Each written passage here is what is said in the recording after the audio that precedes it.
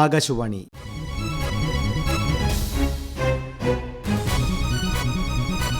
ജില്ലാ വൃത്താന്തം.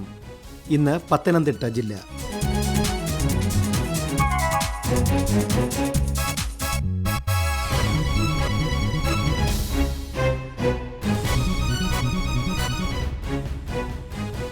ജില്ലാ വിശേഷങ്ങളുമായി ആകാശവാണി പ്രതിനിധി ശ്രീജി എസ് ശ്രീധർ.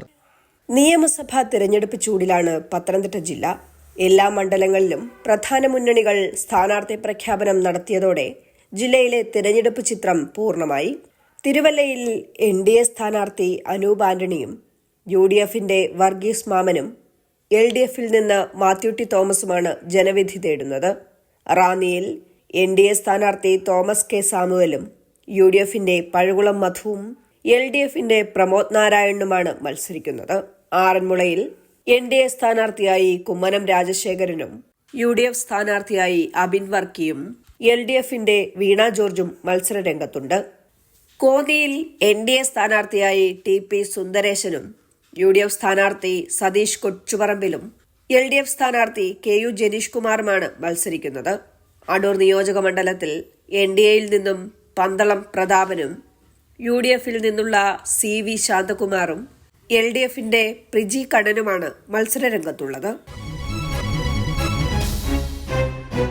നാമനിർദ്ദേശ പത്രികാ സമർപ്പണത്തിന് ഒരു നാൾ മാത്രം ബാക്കി നിൽക്കെ ഇതുവരെ 15 പത്രികകളാണ് ജില്ലയിലെ 5 നിയോജക മണ്ഡലങ്ങളായ തിരുവല്ല, റാന്നി, ആറന്മുള, കോന്നി, അടൂർ എന്നിവിടങ്ങളിൽ നിന്നായി വരണാധികാരികൾക്ക് മുൻപിൽ ലഭിച്ചിട്ടുള്ളത്. നിയമസഭാ തെരഞ്ഞെടുപ്പുമായി ബന്ധപ്പെട്ട് ജില്ലയിൽ ആന്റി ഡിഫേഴ്സ്മെന്റ് സ്ക്വാഡിന്റെ നേതൃത്വത്തിൽ 2000-ഓളം പ്രചാരണ സാമഗ്രികൾ നീക്കം ചെയ്തു.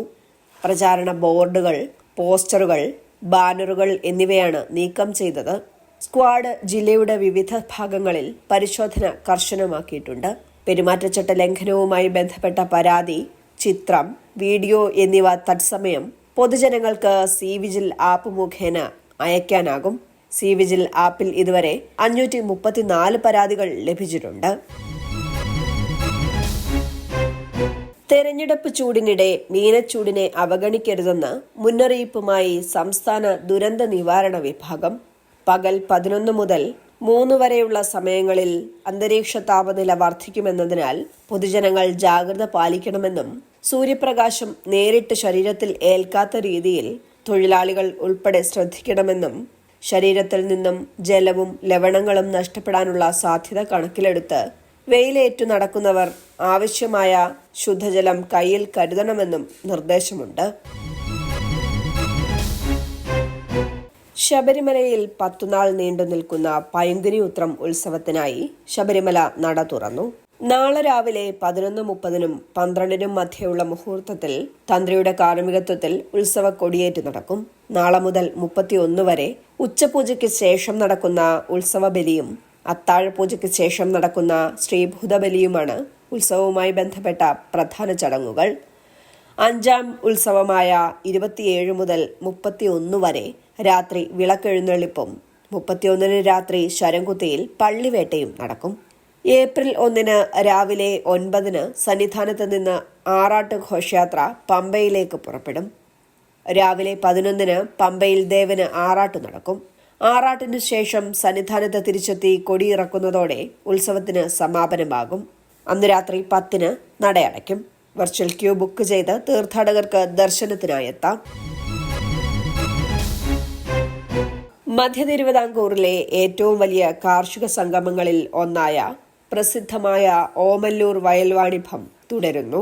എല്ലാ വർഷവും പത്തനംതിട്ട ജില്ലയിലെ ഓമല്ലൂർ ഗ്രാമപഞ്ചായത്തിന്റെ പരിധിയിൽ ഉൾപ്പെട്ട ഓമല്ലൂർ മാർക്കറ്റിലും സമീപ വയലിലുമാണ് കാർഷിക ഉത്പന്ന വിപണനമേള നടക്കുന്നത്. കന്നുകാലി ചന്ത, കാർഷിക വിളകളുടെ വിപണനം, പ്രദർശനം എന്നിവയാണ് പ്രധാനമായും മേളയിൽ നടന്നുവരുന്നത്.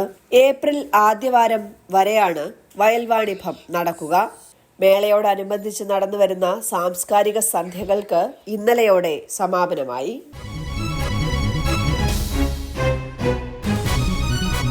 ജില്ലാ വൃത്താന്തം സമാപിച്ചു.